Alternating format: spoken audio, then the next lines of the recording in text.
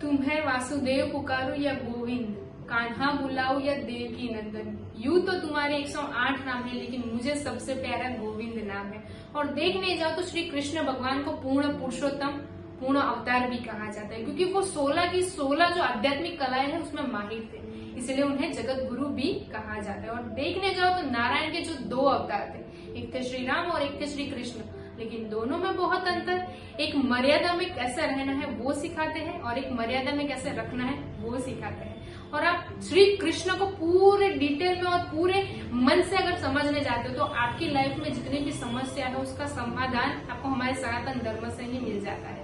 तो मैं प्रगति प्रजापति इस वीडियो के अंदर ऐसी 4 रहस्यमय बातें लेके आई हूँ जो श्री कृष्ण के जीवन से जुड़ी हुई है और जो आपने आज तक कभी भी नहीं सुनी होगी। तो ये वीडियो बहुत इंटरेस्टिंग होने वाला है, तो मेरे साथ बने रहिए वीडियो के एंड तक। सबसे पहली बात, श्री कृष्ण का नीला वर्ण। आपने आज तक कभी भी श्री कृष्ण को कोई फोटो, मूर्ति या कोई भी एनिमेशन में देखा है तो वो नीले या काले रंग से ही दर्शाए जाते हैं। और ऐसा माना जाता है कि जिनके पास बुराई से लड़ने की क्षमता और अनंतता होती है उनको नीले रंग से दर्शाया जाता है। जैसे कि समुद्र ले लो, अवकाश ले लो, दोनों अनंत है और दोनों नीले रंग से दर्शाए जाते हैं। और इसके पीछे बहुत सारी अलग अलग कथाएं भी है कि जब श्री कृष्ण काल्या नाग से युद्ध कर रहे थे तो उनका वर्ण जो था वो नीला पड़ गया था। फिर जो पूतना राक्षसी थी, उनका जो विष वाला दूध श्री कृष्ण ने पिया था, उनकी वजह से उनका वर्ण नीला पड़ गया था। और एक भजन भी है उसके ऊपर कि यशोमती मैया से बोले नंद लाला, राधा क्यों गोरी मैं क्यों काला।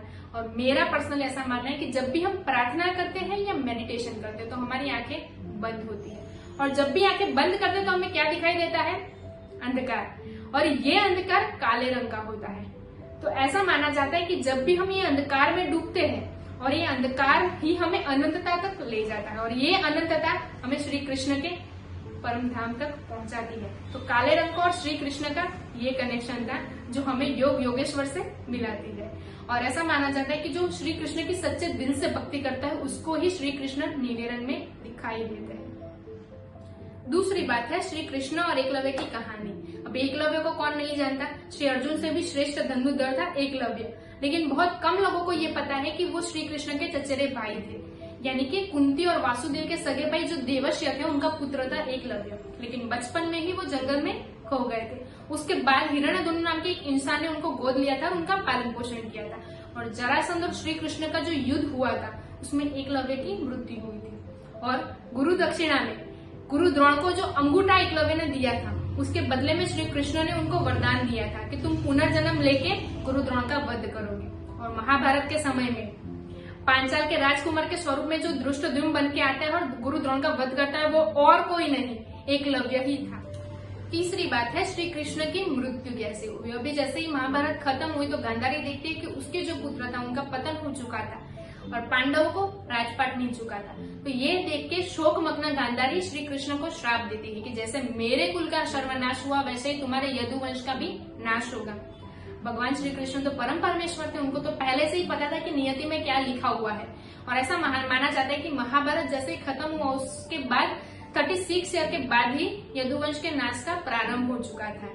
और जैसे ही यदुवंश का नाश होता है तो बलराम और श्री कृष्ण दोनों ही बचे थे। और जब श्री कृष्ण शोकमग्न होकर वन में जाते हैं और वो देखते हैं कि बलराम पहले से ही योग मुद्रा में लीन थे और उनके मुख से पहाड़ जैसा विशाल सहस्त्र मुख वाला एक नाग निकलता है जो श्री कृष्ण को प्रणाम करके समुद्र के रास्ते परम धाम को लौट जाता है। तो ये देख के श्री कृष्ण को संकेत मिल जाता है कि अब उनका पृथ्वी छोड़ने का समय आ चुका है। तो वो भी एक पेड़ के नीचे जाकर बैठते हैं और विश्राम करते हैं। तभी वहां पे जरा नाम का एक व्याधि आता है जो श्री कृष्ण को हरण समझ के अपना तीर छोड़ता है और वो तीर श्री कृष्ण के पैर में जाके लगता है। और इस मौके का फायदा उठा के श्री कृष्ण अपने प्राण त्याग देते हैं। ये भी श्री कृष्ण की लीला ही थी। और ये जो जरा नाम का व्याधि था ये कोई और नहीं, त्रेता युग का वानर राज बाली था, जिसको त्रेता युग में श्री राम ने छुपकर तीर छोड़ के उसकी मृत्यु की थी। तो सोचिए, भगवान खुद कर्म के चक्र से बंधे हुए हैं तो हम तो सिर्फ मिट्टी के मनुष्य हैं, तो हम किस बात का अहंकार करते हैं? हम भी कर्म से कभी छूटने वाले नहीं है। चौथी बात है श्री कृष्ण का हृदय। ऐसा माना जाता है कि जब श्री कृष्ण की मृत्यु हुई तो पांडवों ने उनका देह संस्कार किया, लेकिन देह संस्कार करते समय श्री कृष्ण का जो पूरा शरीर था वो तो पंचभूतों में विलीन हो जाता है, लेकिन उनका जो हृदय था वो धड़क रहा था। तो ये तो देख के पांडव भी चौकित हो गए। तभी एक आकाशवाणी होती है कि पिंडदान के साथ श्री कृष्ण के हृदय को भी समुद्र में प्रवाहित कर दिया जाए। तो ऐसा पांडव करते हैं और उनको समुद्र में प्रवाहित कर देते हैं। लेकिन वो जो पिंड थे वो लट्ठे का स्वरूप धारण करते थे और वो लट्ठा आगे जाके भगवान जगन्नाथ के परम भक्त इंद्रधुम को मिलता है। और वो इंद्रधुम ये जो लट्ठा था उसको जगन्नाथ की मूर्ति में प्रस्थापित करवाते हैं। और ऐसा माना जाता है कि आज भी जो जगन्नाथपुरी में जगन्नाथ जी की मूर्ति है उसको जब ब्रह्म परिवर्तन किया जाता है, मतलब 12 साल में मूर्ति का परिवर्तन किया जाता है, तब पूरे शहर की बिजली काट दी जाती है। और जो पुजारी है जो ब्रह्म परिवर्तन करते हैं उसके आंखों पे भी पट्टी बांधी जाती है। मतलब सोचिए कि श्री कृष्ण का ये अवतार इतना शक्तिशाली था तो आने वाला कलगी अवतार भी कितना शक्तिशाली होगा।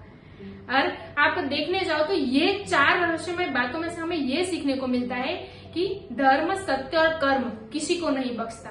जो होना है वो होके ही रहेगा। और आप भी एग्री करते हो तो कमेंट में जरूर बताना।